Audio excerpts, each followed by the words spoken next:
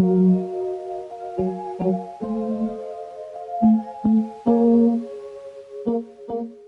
pagi semuanya, apa kabar? Hari ini kita akan membahas pelajaran bahasa Indonesia materi baru tentunya tentang kalimat utama, kalimat penjelas, dan ide pokok atau gagasan utama dalam sebuah paragraf. Let's go! Oke, pertama kalian lihat dulu nih. Ini Miss Nanda sediakan sebuah bacaan, judulnya Berkah dari Hujan. Pasti kalian ingat ceritanya tentang apa. Nah, Miss Nanda hanya mengambil satu paragraf. Nah, inilah yang disebut paragraf. Oke, kalian juga udah pernah kan belajar tentang paragraf? Apa itu paragraf? Nah, bisa dilihat juga di sini. Paragraf adalah sekumpulan kalimat atau serangkaian kalimat yang berkaitan antar kalimatnya. Jadi dalam sebuah paragraf, kalimat-kalimat yang ada di dalam sebuah paragraf itu berkaitan atau saling sambung menyambung. Seperti itu. Nah, dalam sebuah paragraf itu berisi 3 kalimat atau lebih. Nah, paragraf juga disebut atau nama lainnya alinea. Nah, dalam sebuah paragraf baiknya ada kalimat utama dan kalimat penjelas. Apa sih kalimat utama itu? Nah, di sebelah ini ada penjelasannya. Kalimat utama adalah kalimat yang berisi ide pokok. Dan kalimat ini menjadi dasar untuk mengembangkan sebuah paragraf. Jadi menjadi paragraf yang baik. Gitu. Kemudian apa sih kalimat penjelas? Nah, kalau kalimat penjelas adalah kalimat-kalimat yang menjelaskan kalimat utamanya. Nah, agar kalian lebih jelas, kita akan melihat contoh berikut ini.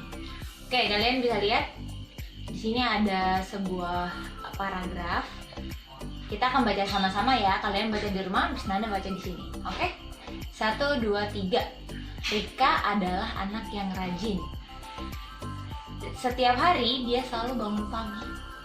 Rika selalu merapihkan tempat tidurnya sendiri.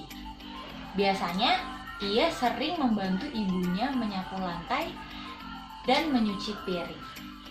Nah, mana sih kalimat utama dan mana sih kalimat penjelasnya? Nah, kalimat utamanya adalah Rika anak yang rajin. Nah, kalimat ini merupakan ide pokok atau pokok pikiran utama untuk mengembangkan paragraf tersebut. Nah, kalimat penjelasnya yang mana? Oh, kalau rajin itu berarti bagaimana sih? Seperti apa sih? Nah, si kalimat penjelas ini kan tadi artinya menjelaskan kalimat utama. Nah, kalimat utama tadi adalah Rika merupakan anak yang rajin. Nah, si kalimat penjelas tugasnya untuk menjelaskan bagaimana sih rajinnya si Rika. Itu. Makanya di kalimat selanjutnya itu menjelaskan Rika selalu bangun pagi. Rika merapikan tempat tidurnya sendiri. Dan ia juga selalu membantu ibunya. Nah, kalimat penjelas itu tugasnya menjelaskan si kalimat utama tadi. Berupakan penjelasan-penjelasan kalimat utama. Seperti itu. Ya? Sudah jelas? Jadi, kalimat utamanya tadi apa? Rika anak yang rajin. Kalimat penjelasnya ada 3 di paragraf tadi. Ya, kalimat penjelas yang pertama yaitu Rika selalu bangun pagi. Yang kedua, Rika selalu membereskan tempat tidurnya sendiri. Kalimat penjelas yang terakhir, yang ketiga, Rika selalu membantu ibunya menyapu dan mencuci piring. Jadi si kalimat penjelas menjelaskan kalimat utama yaitu Rika anak yang rajin, seperti itu.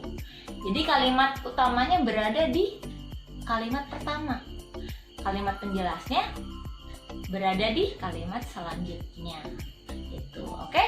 Kita lanjut lagi. Oke. Untuk membuat paragraf yang baik, kita harus tahu ciri-cirinya terlebih dahulu. Ya, kalian bisa lihat di samping ini. Ya, yang pertama, peletakan kata pertama dalam sebuah paragraf itu harus ada spasinya. Ya, menjorok ke kanan. Waktu kemarin-kemarin Miss Nanda udah ajarin. Kemudian yang kedua, dalam sebuah paragraf itu bukan hanya sekumpulan kalimat utama. Ya, jadi bukan kalimat utama semua. Nah, kalimat utama juga bisa disebut kalimat top. Ya, itu nama lainnya. Kemudian yang ketiga, di dalam sebuah paragraf selain ada kalimat utama, harus ada kalimat penjelas untuk menjelaskan si kalimat utama. Jadi kalimat utama itu hanya ide pokok atau ide pertama. Kalian mau ceritain tentang apa sih dalam sebuah paragraf itu? Kemudian dijelaskan oleh si kalimat penjelas.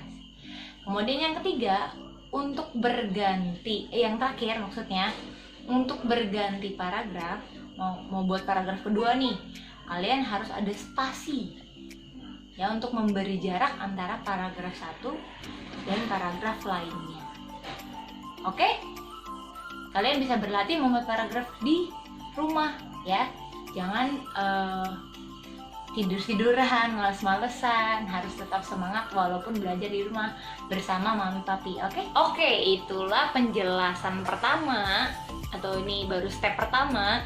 Miss Nanda menjelaskan tentang paragraf, apa itu kalimat utama, kalimat penjelas, kemudian bagaimana ciri-ciri paragraf. Next kita akan membahas ternyata kalimat utama tidak hanya ada di awal paragraf, ternyata ada di tengah dan di akhir. Ya, kita akan mengetahui hal tersebut di next video. Oke, tetap semangat belajar di rumah. Walaupun belajar di rumah bersama mami papi, tidak bersama Miss Nanda, harus lebih semangat ya. Bangun pagi, jangan lupa mandi. Jangan-jangan setiap pengerjaan tugas nggak mandi nih ya. Kemudian gosok gigi, sarapan, kemudian baru lanjut mengerjakan tugas. Dan satu lagi pesan Miss Nanda, untuk tidak tidur terlalu malam ya. Oke 3B, tetap semangat ya. Dah.